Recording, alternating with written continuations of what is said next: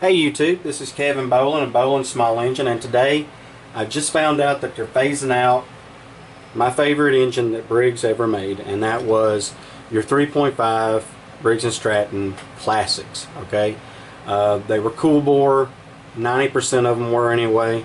Don't get me wrong, there were a few industrial commercials, but it was very rare to find them. They were typically found on snappers and more high-end equipment. But what I want to explain to you guys is where I feel that Briggs started going wrong, okay, with these engines. With the particular engine that I have on the table, howsoever, this engine is where I feel that Briggs honestly knew what the hell they were doing, okay. And honestly, I'm going to show you another motor here momentarily that isn't nowhere near the quality that this particular engine was. Honestly, this engine still ran. I pulled parts off to accommodate a customer about 2 years ago, and as I say, now that I found out that they're phasing them out, I may potentially rebuild this engine and keep it for myself, because honestly the quality of the engines that you're going to find nowadays is not going to meet the quality that these engines were. I'm going to start off by telling you that these engines honestly had wonderful recoil assemblies. Now don't get me wrong, the bearings sometimes would be dry.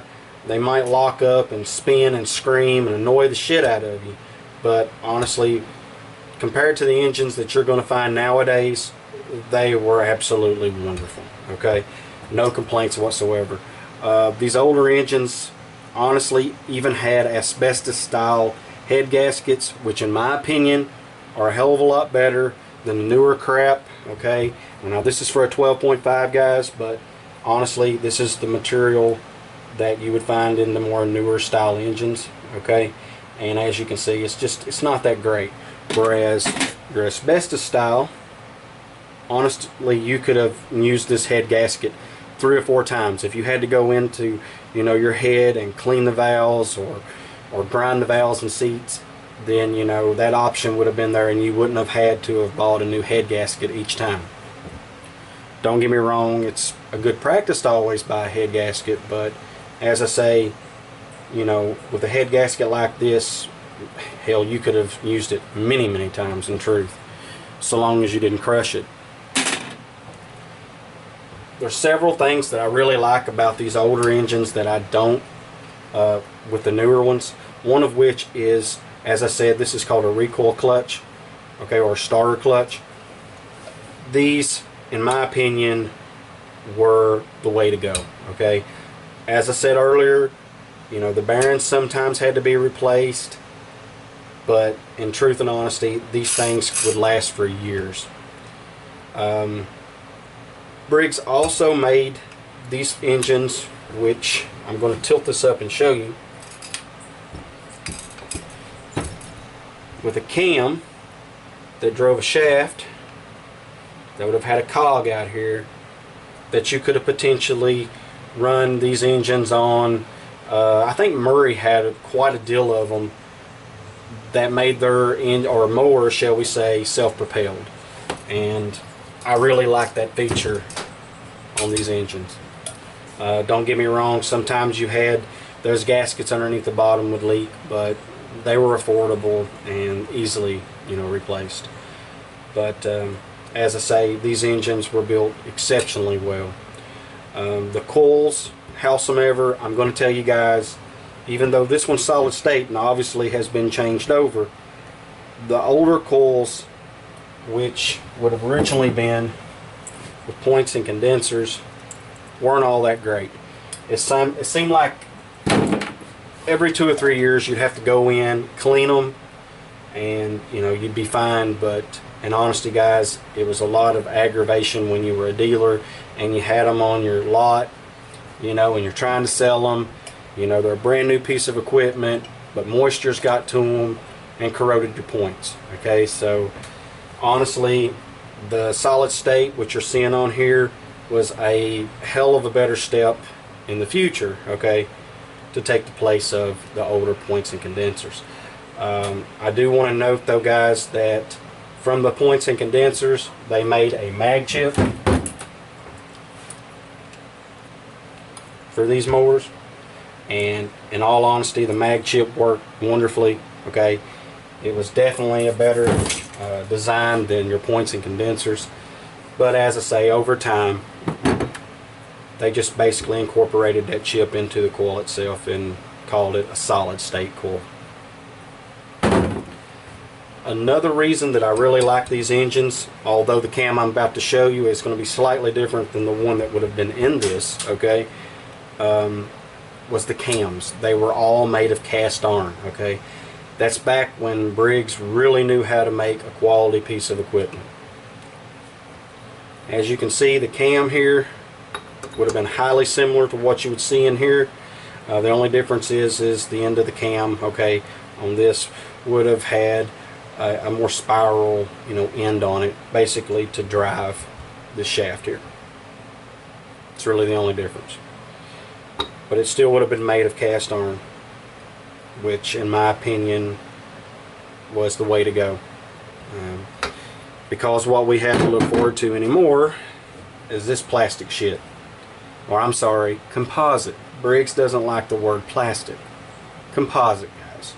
And what happens is, if you take one of these engines, which I'm going to show you here in just a minute, that's on the floor, which will have these in there, and you hit anything with it, you're going to chip the teeth, and you're going to turn around and may potentially do some damage to the lobes, and your engine isn't going to run.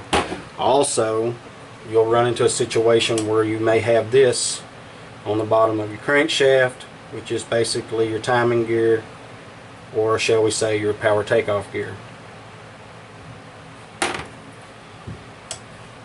Another feature, though, I'm going to tell you that I like about this particular engine was that they actually used metal intake pipes or crossover pipes. In my honest opinion, I think that these were the better intake pipes, because on the newer stuff, which like I said I'm going to show you in just a minute, you have these particular crossover pipes or intake pipes, and they always break here at the ends, or you'll get a fracture crack go all the way from the base here where it gets screwed onto the engine up almost to the end where it gets mounted to the carb. Another feature that I like about the older engines here was the air cleaner covers. They were made of metal or tin and were of a hell of a lot better quality than the plastic crap that you would get nowadays. Or I shouldn't really even say nowadays, because as I say, they're phasing them out, but still to the quality of the engine that I'm going to show you later. And the reason I say that is, guys, is because if you're a farmer at all and you have barbed wire fences that you have to mow under, or rose bushes, whatnot and what have you, anything that's sharp, you're going to do potential damage to the top of this air cleaner cover. And as you can see over the years where this has been used, it got scratched. There's a pretty deep scratch right here, even though it's not probably going to show up very well on the camera. And that allows water to get into your engine. Now granted, guys, I'm going to be honest with you, I've got enough sense, you know, not to leave my equipment outside, but the truth of the matter is most people aren't really that concerned, or they weren't, shall we say, that concerned in the past, and because honestly you had better quality and you didn't have to worry about problems like that. As I say, this is a 10.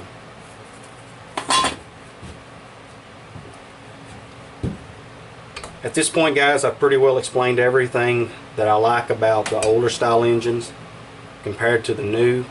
I do want to note that the older style engines had blower housings that look like this, and as you can see, this is quality, guys. I mean, there is no way in hell that you're going to break this aluminum starter pulley compared to the plastic shit that I'm going to show you here in a minute, which is even on current mowers being made, okay? And it's terrible, okay? I can't stand it, honestly. To know that quality like this actually existed once upon a time, and we got nothing to look forward to but the plastic shit that Briggs feels like they need to push down our throats. Now, guys, I don't want to come off being too harsh towards Briggs, to be honest with you. I am a tremendous Briggs fan. I love their Vanguard engines, but honestly, what the fuck? Because truthfully, you had quality like this that you could depend on, and nowadays you have shit like this right here. I'm going to show you. In truth, I think we may have Tecumseh to thank for that, but that's beside the point. See the starter paws on this? It's just absolute junk. You can see it's plastic. You know, you jerk on this thing too many times and you're going to strip those out, and you're right back to the dealer replacing parts. And I gotta be honest with you guys, I feel personally that if you buy a piece of equipment, that thing should at least be trouble free for 2 years, okay? Not only last 2 years, okay? Most of the crap you buy nowadays, you're damn lucky if it lasts us 2 years. But in truth and honesty, I feel like you should have a piece of equipment at least be trouble free for 2 years. Now, in honesty, not everybody's gonna say, you know, that they feel the same way, especially other mechanics, because honestly they want you to be in there spending your money. But I absolutely despise these, and you're going to see this crap even on your newer equipment.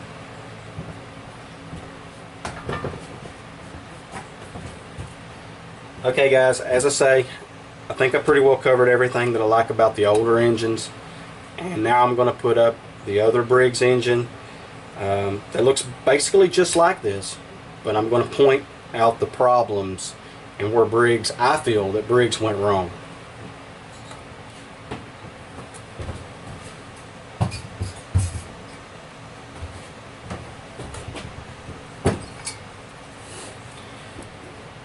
Okay, as I said earlier, I really hate these starter caps, and the reason being is, as I showed you on the blower housing, those paws get in there, they strip out easily, and it just makes a world of aggravation for a person when they have work to be done and they can't depend and rely on their equipment. Another problem that I had, as I've basically told you, was the crossover pipes on these. As I say, they're plastic, or basically, as I said earlier, Briggs don't like the word plastic, they like composite, so it was composite. The head gaskets, which basically, as I said, are made out of this softer material, and they don't hold up that well. And with those bigger mufflers on there, they get hot and the head gaskets potentially blow here. I'll turn the engine. They blow typically right here. Also, with those mufflers being on there, they dry out this particular gasket and you have leaks, which, as you can see, it's leaking from the exhaust because I've had it tilted over, but it's also leaking from your valve chamber box here, okay, or your breather. And as I said earlier, these particular engines, you know, do not have the asbestos style head gasket, which, as I also said, you can't really hold that against Briggs.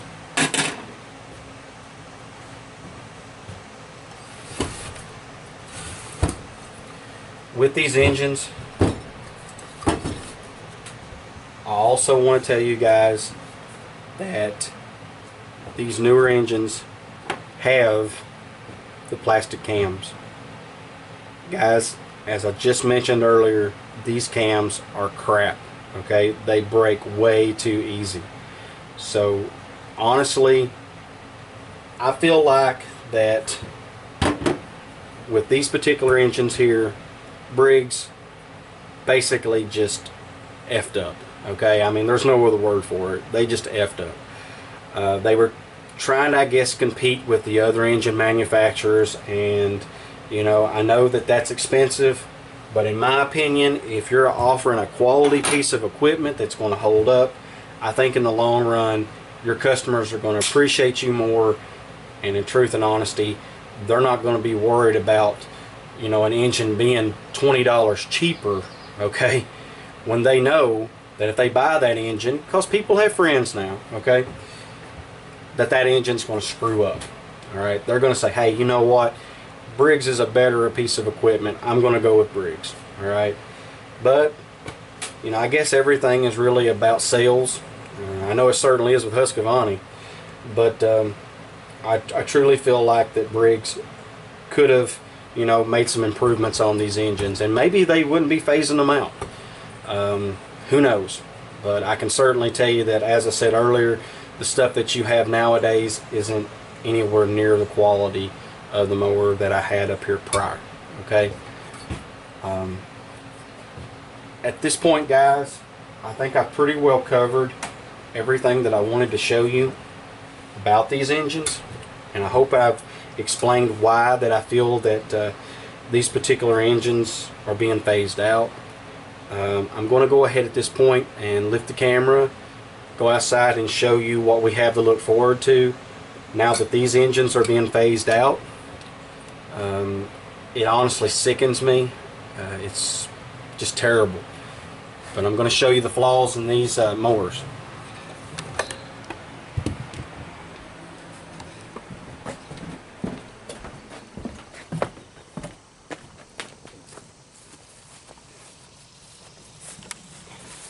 These are the newer style engines that Briggs make, and I'll be honest with you guys, this guy had this on a pressure washer.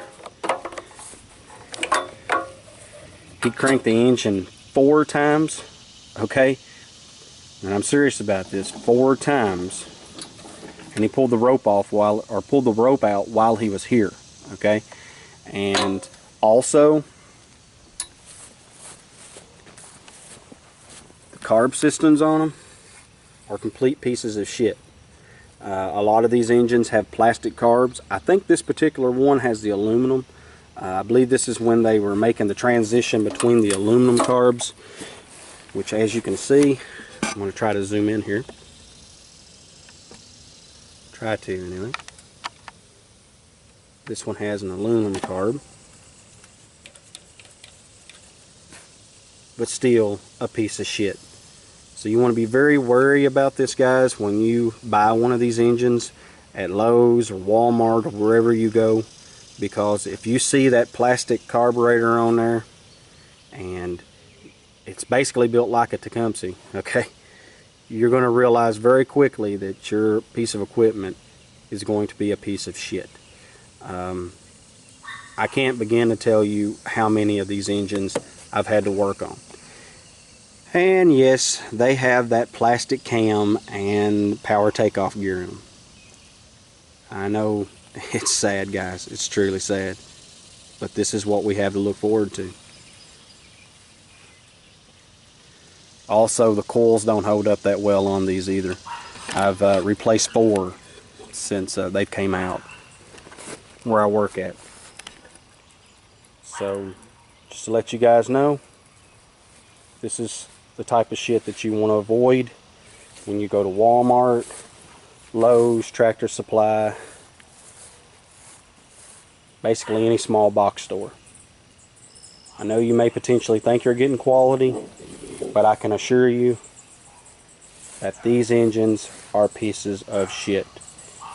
And if you hit anything with them at all, you will strip out that cam and you will strip out that gear, and I assure you, you're going to be replacing that engine. Until next time, YouTube.